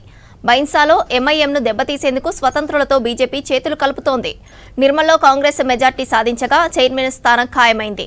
మిగతా స్థానాల్లో పదవి దక్కించుకునేందుకు పావులు కదుపుతోంది కాంగ్రెస్. ఉమ్మడి జిల్లాలో మున్సిపల్ చైర్మన్, వైస్ చైర్మన్ ఎన్నికపై సర్వత్రా ఉత్కంఠ నెలకొంది. ఉమ్మడి ఆదిలాబాద్లో నెలకొన్న పొలిటికల్ హీట్పై మరింత సమాచారం అంజయ్య అందిస్తారు. ఉమ్మడి ఆదిలాబాద్ జిల్లాలో మున్సిపాలిటీలో వేగంగా సమీకరణలు మారుతున్నాయి. ప్రధానంగా చైర్మన్ల ఎవరైతే పదవుల కోసం వేగంగా పార్టీలు వ్యూహాల్ని రచిస్తున్నాయి. అదేవిధంగా అభ్యర్థులు తమ వైపు తిప్పుకోవడానికి అన్ని పార్టీలు కూడా ఏవైతే వ్యూహాల్ని రచిస్తున్నాయి. ముఖ్యంగా ఉమ్మడి ఆదిలాబాద్ జిల్లాలో ఏదైతే 6 మున్సిపాలిటీలకి ఎన్నికలు నిర్వహించడం జరిగింది. 49 వార్డులు ఉన్నాయి. 49 వార్డుల్లో బీజేపీ 21 వార్డులను విజయం సాధించింది. అదేవిధంగా కాంగ్రెస్ పార్టీ 11 స్థానాల్లో, ఎంఐఎం 6 స్థానాల్లో, ఏదైతే బీఆర్ఎస్ 6 స్థానాల్లో విజయం సాధించింది. అదేవిధంగా స్వతంత్రులు 5 విజయం సాధించడం జరిగింది. అయితే మెజార్టీ మార్కు 26 సీట్లు కావడంతో మెజార్టీ మార్కు బీజేపీకి రాలేదు. దాంతో బీజేపీ పీఠాన్ని దక్కించుకోవడానికి ఇప్పటికే క్యాంపు నిర్వహిస్తుంది. ఎవరైతే అధికారులు రేపు ఏదైతే చైర్మన్ ఎన్నిక కోసం ఏర్పాట్లు చేస్తున్నారు, ఏ విధమైన ఏర్పాట్లు చేస్తున్నారు అనే అంశంపై మనతో మాట్లాడడానికి అడిషనల్ కలెక్టర్ ఉన్నారు. వారిని అడిగి తెలుసుకుందాం. సార్, ప్రధానంగా రేపటి చైర్మన్ ఎన్నిక కోసం ఎట్లాంటి ఏర్పాట్లు చేస్తున్నారు? ఇప్పుడు చైర్మన్ ఎన్నికకు సంబంధించి అందరు సభ్యులకు నోటీస్ పంపడం జరగడం. సో కొంతమంది ఆల్రెడీ అన్ని పార్టీల వాళ్ళు విప్ జారీ చేయడం ఆ విప్ కాపీ కూడా అందింది. కొంతమంది ఫామ్ ఏలు కూడా ఇచ్చారు. రేపు విప్ జారీ చేసిన కాపీని, అంటే ఏ సభ్యులకు విప్ ఇచ్చారో ఆ వివరాలను, మరియు బీ ఫామ్స్ ఎవరైనా కాంటెస్టింగ్ క్యాండిడేట్స్ యొక్క బీ ఫామ్స్ రేపు సబ్మిట్ చేయడం జరగడము. రేపు 10:30కు ఉదయం సభా సమావేశం ప్రారంభమవుతుంది. మొదట అటెండెన్స్ తీసుకుంటాము. అటెండెన్స్ తీసుకున్న తర్వాత ఈ యొక్క 11 గంటలకు ఓత్ అనేది ప్రారంభమవుతుంది వచ్చిన సభ్యులు. తర్వాత 12:30కు స్పెషల్ మీటింగ్ అనేది మొదలవుతుంది చైర్మన్, వైస్ చైర్మన్ ఎన్నికకు సంబంధించి. దీంట్లో ఆ 12:30కు జరిగేటువంటి ఏదైతే మీటింగ్ ఉందో దానికి కోరం అనేది చూస్తాము. ఆ కోరం ప్రకారము ఉన్నట్టయితే అది ప్రొసీడ్ అవ్వడం జరుగుతుంది. ప్రొసీడ్ అయ్యి ఈ యొక్క చైర్మన్, వైస్ చైర్మన్ ఎన్నిక అనేది జరుగుతుంది. కాంటెజెంట్ పార్టీలు ఏమైనా కాంటెస్టింగ్ పార్టీస్ ఉంటే వాళ్ళు బీ ఫామ్ ఇస్తారు. ఆ బీ ఫాము మరియు విప్ ఇంటిమేట్ చేస్తాం సభ్యులకు. తదుపరి చేతులెత్తే పద్ధతి ద్వారా ఎన్నిక అనేది జరుగుతుంది. ముఖ్యంగా మెజారిటీ మార్కు ఆదిలాబాద్ మున్సిపాలిటీలో ఎంతమంది మద్దతు అవసరం? అంటే మనకున్న దాంట్లో ఏంటంటే కోరం అనేది మనకు 26కు కోరం ఉంది. ఆ 26 ఉంటే సభ ప్రారంభమవుతుంది. అందులో హాజరై ఓటు వేసిన వాళ్ళలో సగం కంటే ఎక్కువ మంది సభ్యులు మద్దతు చేస్తే సరిపోతుంది. అంటే ముఖ్యంగా ఆదిలాబాద్ ఎంపీ ఎక్స్ అఫీషియో సభ్యునిగా ఓటు ఉందా? ఆయన ఏదైతే ఇతర నియోజకవర్గంలో ఏదైతే సభ్యునిగా ఓటర్గా ఉన్నారు, ఆయనకు ఎక్స్ అఫీషియో సభ్యునిగా ఎన్రోల్ అయ్యారా? ఎన్రోల్ అయ్యారు. ఇక్కడ ఓటు ఉంది. మొత్తం 51 మెంబర్స్, అంటే 2 ఎక్స్ అఫీషియో సభ్యులు, 49 ఎన్నికైన సభ్యులు ఉన్నారు మన దగ్గర. ముఖ్యంగా ఏదైతే ప్రమాణ స్వీకారం ఎట్లా చేపిస్తారు, ఏ ఆర్డర్ ప్రకారం చేపిస్తారు, ఎట్లా ఆల్ఫాబెటిక్ ఆర్డరా, ఏ విధంగా చేపిస్తారు? ఆల్ఫాబెటికల్ ఆర్డర్ ప్రకారం ప్రమాణ స్వీకారం అనేది జరుగుతుంది. సిట్టింగ్ అరేంజ్మెంట్ కూడా విత్ ఇన్ ద పార్టీలో ఆల్ఫాబెటికల్ ఆర్డర్ ప్రకారం ఉంటుంది. ముఖ్యంగా చైర్మన్ ఎన్నిక సందర్భంగా ఏదైతే పోటాపోటీగా 2 పార్టీలు ప్రయత్నాలు కొనసాగిస్తున్న నేపథ్యంలో సమానంగా ఏదైతే ఓట్లు వస్తే ఏం చేస్తారు? సమానమైన ఓట్లు వస్తే డ్రాప్ లాట్ పద్ధతి ఉంది. ఆ డ్రాప్ లాట్ పద్ధతి ద్వారానే నిర్ణయించడం జరుగుతుంది. ముఖ్యంగా కొత్తగా వచ్చే సభ్యులకు ఈ సందర్భంగా అంటే ఎట్లాంటి ఏర్పాట్లు ఉన్నాయి, ఏ విధమైన ఏర్పాట్లు ఉన్నాయి, బందోబస్తు పరంగా ఏమైనా ఏర్పాట్లు చేశారు? అంటే పోలీస్ వాళ్ళు ఏదైనా బయట అన్వాంటెడ్ సంఘటన జరగకుండా వాళ్ళు తగిన ఏర్పాట్లు చేయడము. ఇక్కడికి వచ్చేసరికి లోపల ఎటువంటి ఇన్సిడెంట్స్ స్కోప్ ఉండదు. సభ్యులు వస్తారు, ప్రమాణ స్వీకారం చేస్తారు, తర్వాత ఎంపిక పద్ధతి ఉంటుంది. ఎంపిక పద్ధతి అనేది చేతులెత్తే పద్ధతి ద్వారా జరుగుతుంది. పోటీ అభ్యర్థులు ఎవరు ఉంటారో అనౌన్స్ చేస్తాము, విప్ ఎవరు ఇచ్చారో అనౌన్స్ చేస్తాము. ఎంటైర్ ప్రోగ్రామ్ అనేది రికార్డైజ్ అవుతుంది, మినిటైజ్ చేస్తాము.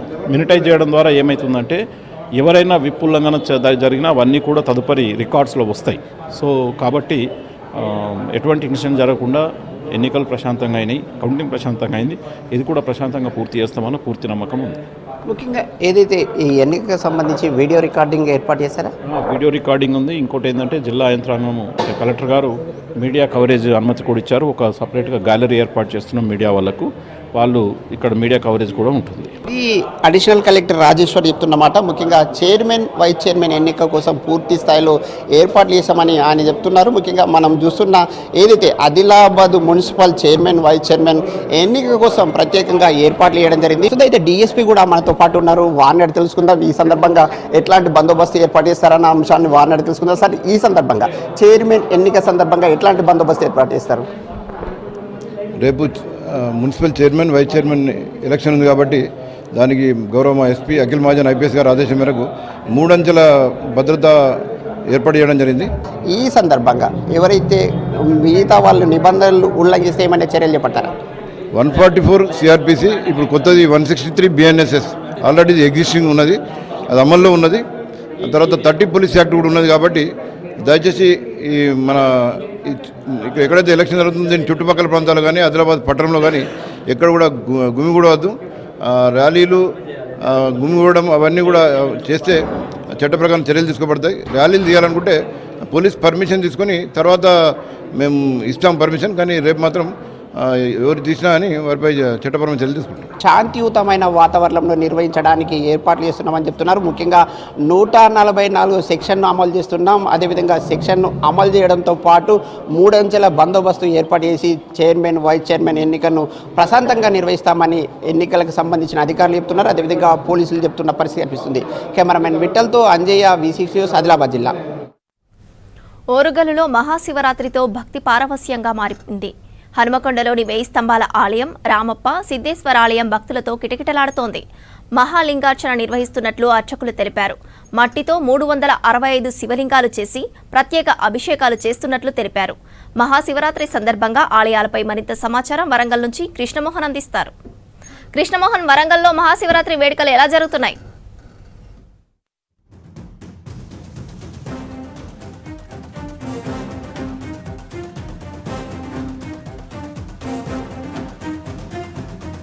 కూడా ఓరుగల్లు మొత్తం భక్తి పారవశ్యంగా మారింది. మహాశివరాత్రి కావడంతో ఆలయాలన్నీ కూడా శైవక్షేత్రాలు భక్తి నామస్మరణతో మారుమోగుతున్నాయని చెప్పవచ్చు. ఎడు చూసిన శివనామస్మరణే ఉంది.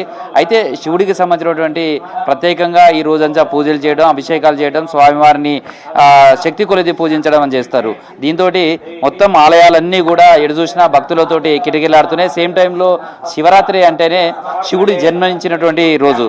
అయితే మన శాస్త్ర ప్రకారం అయితే ప్రతిరోజు కూడా మనిషి ప్రతి ఒక్కరు కూడా ప్రతిరోజు లింగానికి పూజ చేయాలంటారు. కానీ కలి ప్రభావంతో ఇలా లింగంకు పూజ చేయడం కానీ అవి చేయలేరు అనేది అంటారు. అందుకోసమే ఏడాదిలో ఒక్కసారి అయినా కానీ ఈ మహాలింగార్చన చేయడం ద్వారా 365 లింగాలను పూజించడం ద్వారా ఆ పుణ్యం లభిస్తుందనేది భక్తుల విశ్వాసం. అందుకనే మహాలింగార్చన మామూలు రోజుల్లో చేయడం ఎంత ప్రాధాన్యత ఉన్నా అందులోనూ శివుడికి జన్మించినటువంటి మహాశివరాత్రి రోజు మహాలింగార్చన చేస్తే 1,000,000 జన్మల పుణ్యం లభిస్తుంది అనేది భక్తుల విశ్వాసం. అందుకే ఈ శివరాత్రి చూస్తే టెంపుల్స్లలో కావచ్చు, ఇళ్లలో కావచ్చు, ఎడు చూసినా ఆ శివుడి నామస్మరణ, ఆ శివుడికి సంబంధించినటువంటి పూజలు ఇవే కొనసాగుతాయి. శివుడు అంటేనే బోలాశంకరుడు, ఆయన అభిషేక ప్రియుడు. అందుకే నీళ్లతోటి అభిషేకం చేసినా, పంచామృతాలతో చేసినా, పండ్లతోటి ఉన్నటువంటి రసాలతోటి అభిషేకం చేసినా, ఏ విధంగా చేసినా ఆయన కరుణ లభిస్తుంది అనేది చెప్తారు.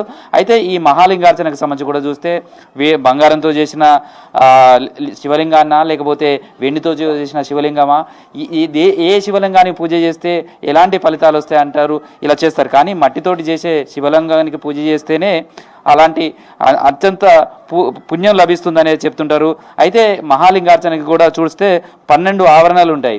మనం ఏదైనా రాజును కావచ్చు, అంటే ముఖ్యమంత్రిని కావచ్చు, లేదా మంత్రులను కావచ్చు, లేదా పెద్ద అధికారిని కలవాలంటే చాలా ప్రోటోకాల్స్ ఉంటాయి. అంటే కింద నుంచి ఆయన అపాయింట్మెంట్ తీసుకోవడం కావచ్చు, ఆ స్వామివారి దగ్గర వెళ్ళడానికి అనేక మార్గాలు ఉంటాయి. అందులోనూ మహాలింగార్చన సమయంలో కూడా శివుడి దగ్గరికి మన అర్చన వెళ్ళాలంటే 11 ఆవరణలకు సంబంధించినటువంటి పూజలు చేసి ఆయన అనుమతి తీసుకున్న తర్వాత మాత్రమే శివుడి దగ్గరికి వెళ్ళి ఆయన అనుమతి తీసుకొని ఈ మహాలింగార్చన చేస్తారంటారు.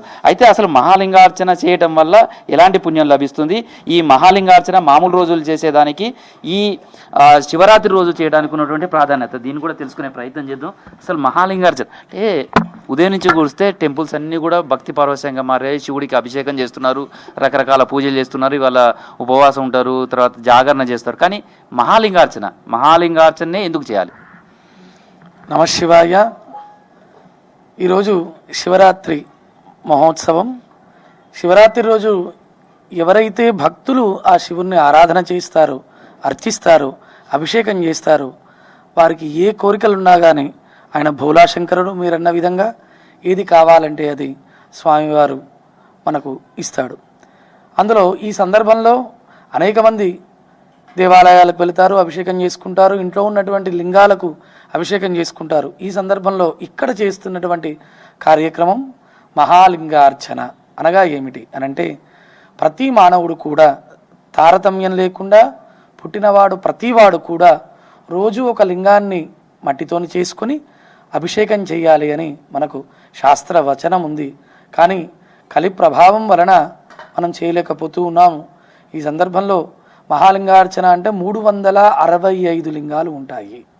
ఈ 365 లింగాలకు సంవత్సరంలో ఒక పర్యాయము ఎవరైతే ఆరాధన చేసి, అర్చన చేసి, అభిషేకం చేస్తారో వాళ్ళకు సకలైశ్వర్యాలు సిద్ధిస్తాయి, ఆ పరమేశ్వరుడు ప్రసాదిస్తాడు. శివుడికి సంబంధించి వస్తే లింగం అనేది కూడా కొన్ని చోట్ల బంగారం లింగం శివుడి లింగం ఉంది. అదేవిధంగా వెండితోటి చేసిన, మనం ఇప్పుడు టెంపుల్స్ కాకతీయుల కాలం ఉంటే రామప్ప కావచ్చు, వేస్తంబాలు కావచ్చు, గ్రానైట్ తోటి చేసినటువంటి శివలింగం ఉంటుంది. కానీ ఇక్కడ చూస్తే మట్టితోటి చేసినటువంటి ఈ శివలింగాలు. అంటే అసలు ఏ శివలింగం సంబంధించినటువంటి చేస్తే పుణ్యం ఉంటుంది?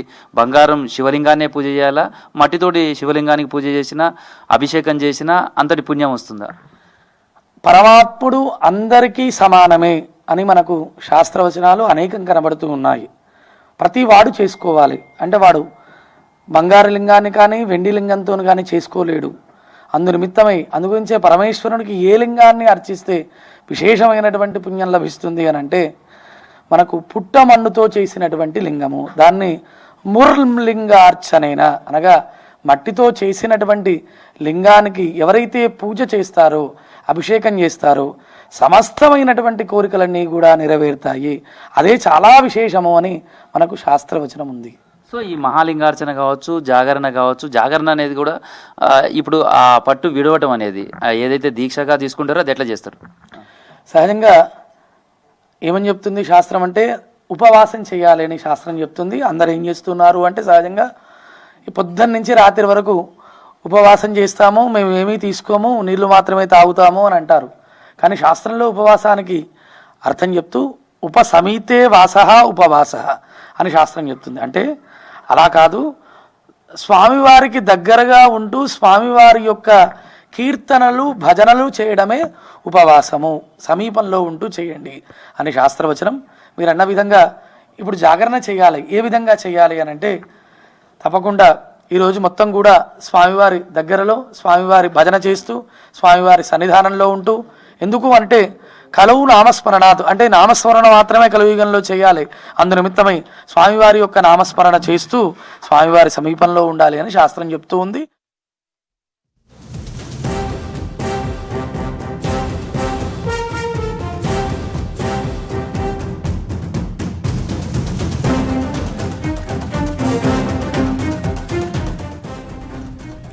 T20 వరల్డ్ కప్ లో భాగంగా కాసేపట్లో హై వోల్టేజ్ మ్యాచ్ జరగనుంది. దాయాది జట్లు భారత్, పాకిస్తాన్ తలపడనున్నాయి. టాస్ గెలిచిన పాకిస్తాన్ బౌలింగ్ ఎంచుకుంది. 2 మార్పులతో భారత్ బరిలోకి దిగనుంది. సంజు శాంసన్, హర్షదీప్ కు బదులు అభిషేక్ వర్మ, కుల్దీప్ యాదవ్ కు ఛాన్స్ ఇచ్చింది. ఆసియా కప్ మాదిరిగా ఈసారి కూడా టాస్ సమయంలో షేక్ హ్యాండ్ ఇచ్చుకోలేదు ఇద్దరు కెప్టెన్లు.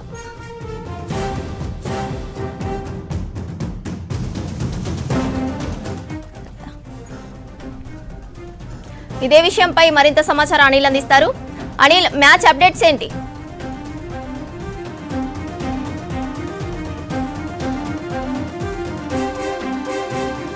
ఐసీసీ టీ20 వరల్డ్ కప్లో భాగంగా కొలంబోలో పాకిస్తాన్ భారత్ మధ్య హై వోల్టేజ్ మ్యాచ్కి జరగబోతుంది. సో కాసేపటి క్రితమే పాకిస్తాన్ టాస్ గెలిచి ఫీల్డింగ్ తీసుకుంది. సో మొదటగా బ్యాటింగ్ రాబోతున్నారు ఇండియా టీం కూడా. అభిషేక్ శర్మ, ఇషాన్ కిషన్ ఓపెనర్గా రాబోతున్నారు. అయితే మొదటి నుంచి కూడా అనుకున్నదే మనకి ఆసియా కప్లో కూడా ఇట్లాంటి నో షేక్ హ్యాండ్ వివాదం ఇంకా కూడా ఈ రోజు కూడా మనం టాస్ వేసినటువంటి సమయంలో కానీ టాస్ పూర్తయినటువంటి సమయంలో కానీ Pakistan captain and India captain కూడా ఎవరు కూడా షేక్ హ్యాండ్ ఇచ్చుకోలేదు. సో ఈ రోజు జరిగేటువంటి మ్యాచ్కి వర్షం ముప్పు ఉంది అనుకున్నారు, కానీ ప్రస్తుతం అయితే వర్షం కురవట్లేదు కొలంబోలో.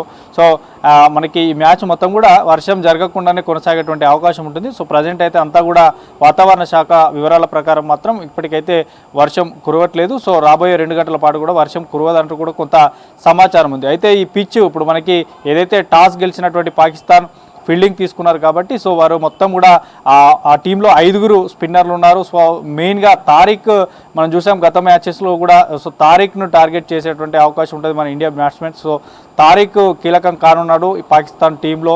సో పిచ్ మొత్తం కూడా స్లో ఉంటుంది, స్పిన్నర్లకి ఎక్కువగా అనుకూలిస్తుంది.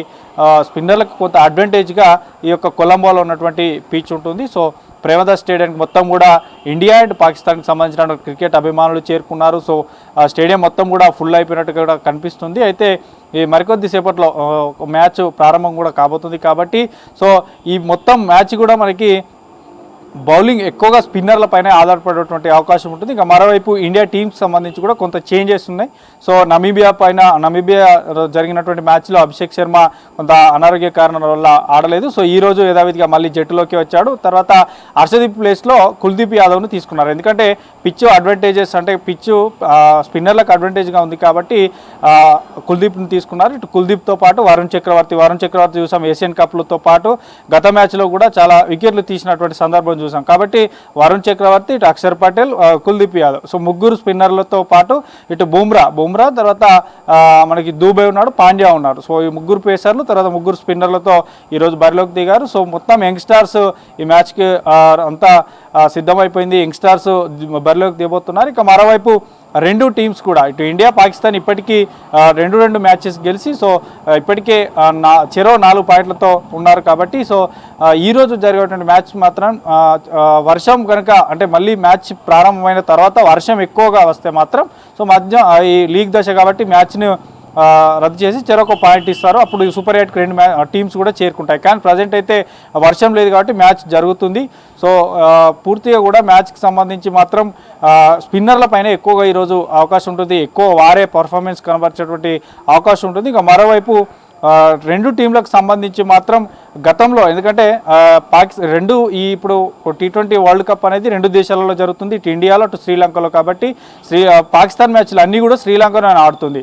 సో ఇప్పటికీ 2 మ్యాచెస్ కూడా పాకిస్తాన్ శ్రీలంకలోని అక్కడ కొలంబోలోనే వారు విన్ అయ్యారు. కాబట్టి సో కొలంబో పీచ్ వారికి కొంత అంతా తెలిసి ఉంటుంది కాబట్టి 2 మ్యాచెస్ అక్కడ గెలిచారు. కాబట్టి సో ఇండియా కొంత వారిని అంటే స్పిన్నర్లను అడ్డుకుంటూ స్పిన్నర్లను ఫేస్ చేస్తూ ఆడాల్సినటువంటి అవకాశం ఉంటుంది. కాబట్టి ఎక్కువగా టాప్ ఆర్డర్ మిడిల్ ఆర్డర్ను మాత్రం ఖచ్చితంగా ఈ యొక్క జరగబోయేటువంటి మ్యాచ్కి సంబంధించి మాత్రం మంచి పర్ఫార్మెన్స్ కనబర్చాలన్నటువంటి అవకాశం ఉంటుంది. ఎక్కువ స్పిన్నర్లకే ఈ యొక్క పిచ్ పైన వారికి అవకాశం ఇచ్చేటువంటి అవకాశం ఉంటుంది. కాబట్టి 2 టీంలకు సంబంధించి స్పిన్నర్లే ఈరోజు కీ రోల్గా కాబోతున్నారు. ఇక అభిషేక్ శర్మ కూడా మనకి హిట్టర్గా ఉండబోతున్నాడు. సో మొదటి పవర్ ప్లేలోనే ఎట్లాంటి స్కోర్ చేస్తారనేది కూడా వేచి చూడాల్సినటువంటి. సో ఎప్పుడెప్పుడా ఎదురు చేస్తున్నటువంటి హై వోల్టేజ్ మ్యాచ్ మాత్రం ఈగర్గా క్రికెట్ ఫ్యాన్స్ ఎదురు చూస్తున్నారు. భారతదేశమే కాకుండా ఇతర దేశాలు కూడా ఈ మ్యాచ్ని ఈగర్గా చూస్తుంటుంటారు. సో ఇప్పటికే సోషల్ మీడియాలో కూడా వర్షం పడద్దంటూ కూడా ఎక్కువగా మొక్కుంటున్నారు. ఈవెన్ ఈరోజు సండే సో హాలిడేతో పాటు ఇటు శివరాత్రి కూడా ఉంది కాబట్టి సో అందరూ కూడా పెద్ద స్క్రీన్లు కూడా ఏర్పాటు చేసి మెట్రో నగరాలలో ఎక్కువగా ఈరోజు మ్యాచ్ని తిలకించేటువంటి అవకాశం ఉంటుంది. సో మొత్తానికైతే టాస్ గెలిచినటువంటి పాకిస్తాన్ ఫీల్డింగ్ తీసుకుంది కాబట్టి బ్యాటింగ్లోకి ఇండియా రాబోతుంది. సో 2 టీంలకు పాకిస్తాన్లో ఎట్లాంటి చేంజెస్ లేవంటూ కూడా చెప్పడం జరిగింది. కాబట్టి సో ఇండియాలో మాత్రం కేవలం అటు కుల్దీప్ యాదవ్ తీసుకున్నారు. మరోవైపు అభిషేక్ శర్మ ఒక మ్యాచ్ నవీ మ్యాచ్ ఆడలేదు. సో ఈరోజు మ్యాచ్కి మళ్ళీ వచ్చేసాడు. సో మొత్తానికైతే పాకిస్తాన్కి సంబంధించి ఇండియాకు సంబంధించిన మాత్రం మ్యాచ్ జరగబోతుంది. దీన్ని అందరూ కూడా ఆసక్తిగా చూస్తున్నారు. సో ఎవరు ఎట్లాంటి కీ రోల్ ఈరోజు ఎవరు ఎట్లాంటి పర్ఫార్మెన్స్ కనబరుస్తారు అనేది అయితే వేచి చూడాల్సి ఉంది. శ్రవంతి, ఇవి బులెటిన్ అప్డేట్.